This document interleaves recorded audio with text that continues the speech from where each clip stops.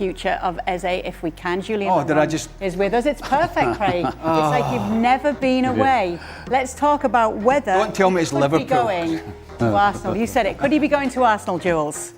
Yeah, I think that's a possibility. There have been talks for a little while now. We know that Crystal Palace won around £60 million for Eze, which is the price. We've said it all summer of those kind of wide players, although he's not really a wide player. He's more of a 10 that has been playing wide in the system that Oliver Glasner's played at Palace. But this is the kind of price that you would expect for somebody like him. So Spurs, who missed out on Morgan Gibbs-White, who stayed at Forest in the end, are also looking at somebody like Eze and that kind of profile. So it'd be very interesting to see. I think on one hand, he'd be happy to stay because there's Europe for him on the back of this incredible FA Cup campaign last year.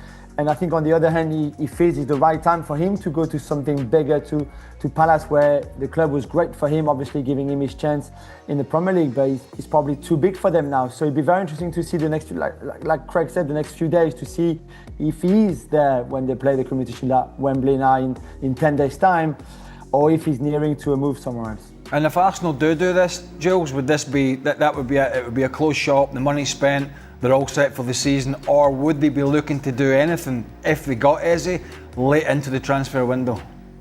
No, I think that would be. Then I guess they can respond to departures maybe, but right now the only other position that they're looking to sign somebody in is that kind of left side position, left winger, somebody like Eze. They like a bit of pace too, but they got that on the other side massively. So on the left hand side, I think somebody like Eze is the kind of profile that they're really keen on. You'd have to say though, wouldn't you? But you know, Arsenal were a little bit off last year, but they're a good side. They're a good side. We know that. And looking at what they've done, looking at what Liverpool have done, I mean, it could be. I mean, if we're thinking, depending on how City resurrect themselves, and if Chelsea can continue with the sort of excitement that are surrounding them at the Club World Cup, which is going to be difficult. Liverpool and Arsenal look like two juggernauts in the Premier League, don't 100%. Yeah, 100%. And this the time for Eze to be going to a club like Arsenal, Stevie? I think so. You know, I think he's served his apprenticeship, he's done his time.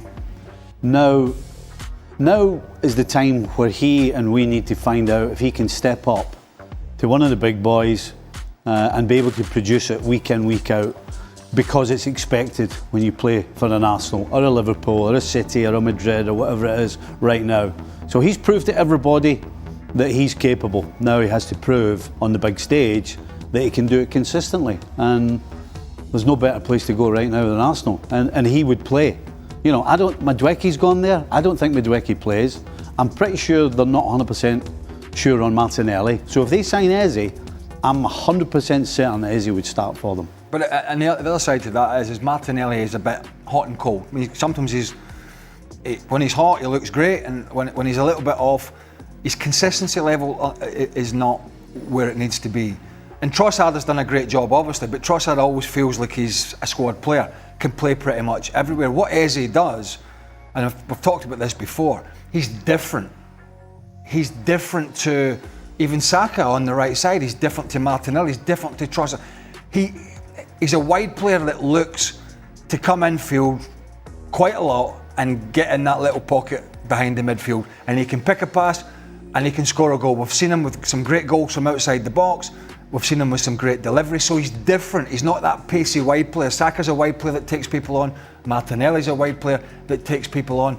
I would say Eze's a little bit different to that. He's a different type of player, and I think that's a good thing for Arsenal to have that mix, not to have, you know, replacing somebody with a bit of speed with somebody else with a bit of speed. It would be able to if things were not going to plan in a certain area or a certain game, you've got the ability to not only change personnel, but change the profile of the player that's coming on to the field. And that's why I think, for all the things Stevie said, he's a terrific footballer. He's an England international as well now, has been for some time. He has been the star man at Palace. It is now time to make the move and move into the real big boy stuff. Is it now time for Arsenal? They secured the services of Victor Gyökeres. Where do you think that puts their title chances? Well, I mean, for me at the moment, Liverpool are favourites because of what they did last year and what they have done over the summer. It's been immense. But there is no doubt that this Arsenal side, are absolutely capable. If Liverpool do not perform as well, I think, put it one way, I think you have to finish above one of these two to win the league. There's not a lot of question marks for Arsenal, is there? I mean, there's not. Back four's great, Back four's goalkeeper's solid. been solid, Yeah. Middle of the midfield park, solid. Got the striker they want. Havertz is still there. You know, you're beefing up the squad, and that's the other side of it. It's not just there's the starting 11. It is what's in the well when I have to go to the well. What is there? When it's Christmas time or it's January and you're going head to head with Liverpool or whoever it is, and a few players are tired, or somebody's got a hamstring problem. We saw Saka out for 4 months last year. Martin Odegaard lost a little bit of form, particularly in the bigger games. Where can I go? Who can I bring in that's going to make a difference? And I think that is going to be the difference between Arsenal pushing Liverpool all the way and potentially winning it and not, is the fact that if Mikel Arteta can turn around and go, right, he's going to come in and do me a job, I know he is, then they're going to be in a very good position, which I think they are. Okay, another bit of transfer news to tell us about, Jules. Matt Turner returning to the Revs. I mean, this is an incredible story, and really, in 20 odd years of doing transfers and stuff every summer, I've rarely seen anything like that, to the point that I just need to explain it and do it as simple as I can. But he was obviously a Forest goalkeeper, number 2. John Textor, who at the time was still the owner of Lyon and had done a lot of business with Forest, and their owner, Marinakis, had decided to buy and to sign for Lyon Matt Turner for 10 million euros, which is a lot of money for a goalkeeper who never plays, really, let's be honest, and who would have come to Lyon as a number 2. So already the amount is a bit surprising. The thing is, then John Textor got sacked basically by Lyon and had to step down. The new people coming in at Lyon saying, hang on, this deal doesn't make any sense. We don't want to spend 10 million euros on a goalkeeper that's going to be a number 2 or maybe even a number 3. Why are we signing this guy? They tried to break the contract that they'd agreed with Forest for Matt Turner, couldn't do it legally, so they still had to sign him and pay that money, but didn't want him anywhere, their team or their club. So find a way of loaning him out to MLS, to the Revs, as you mentioned, who would pay the whole wages of Matt Turner, which is what Lyon were asking for, because they just didn't want to have to pay a penny for him, because they didn't want him in the first place. This was just a John Textor signing, which in modern football is unbelievable, that just somebody who owns a club decides to sign somebody without any other people in that club agreeing with him. Yeah. Wasn't John Textor the guy who was also he was ousted at Palace, was he not, Jules? Yeah. Absolutely. Yeah. Right. Wasn't Matt Turner on loan at Palace as well? Yeah, exactly. And there's a lot of things we could go through. I'm just, I'm saying like this. Yeah. Like the rabbit hole.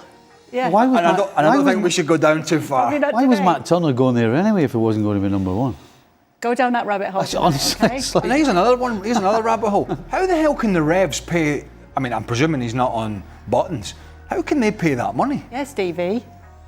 well, Jane, they don't like with rules, unless it's messy. We're going to let Jules relax now. It looks like you're in another one of your holiday homes, Jules, so we'll let you get back to it. Yes. Yeah. Thanks so much for joining us. Right then, Gooners, buckle up because this Eberechi Eze saga just got a whole lot more interesting. And I've got the latest updates that'll have you on the edge of your seats. So here's where we stand as of today. Eze's $68 million release clause has just expired, which means we're now in proper negotiation territory with Crystal Palace. But before you panic, this might actually work in our favor. The lads at the club have been playing this smart, refusing to pay that inflated release clause because they know what Eze is really worth.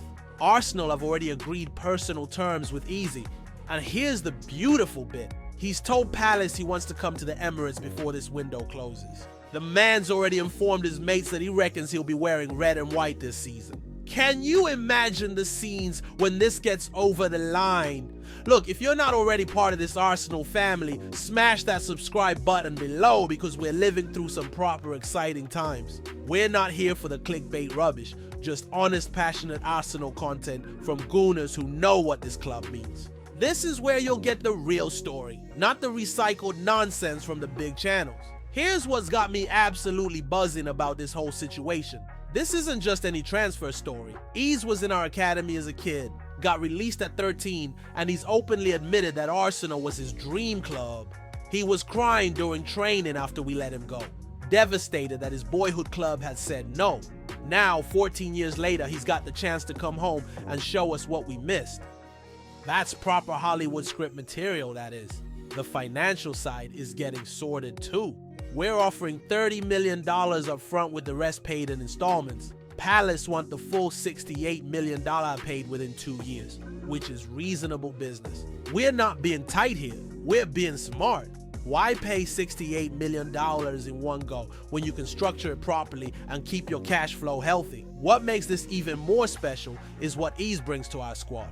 We've all seen what happens when Saka gets injured. We lose that X factor on the wings. But Eze isn't just a Saka replacement, he's a different beast entirely. Where Saka's about pace and beating his man, Eze is about finding those pockets of space, that killer pass, that screamer from 25 yards that leaves keepers picking the ball out of the net. The versatility is what Arteta will love most. Eze can play left wing, attack in midfield, even drop deeper if needed. When teams park the bus at the Emirates, and we all know they do, having someone like Eze who can unlock defenses with a moment of magic is exactly what we've been crying out for. Palace know they're fighting a losing battle here.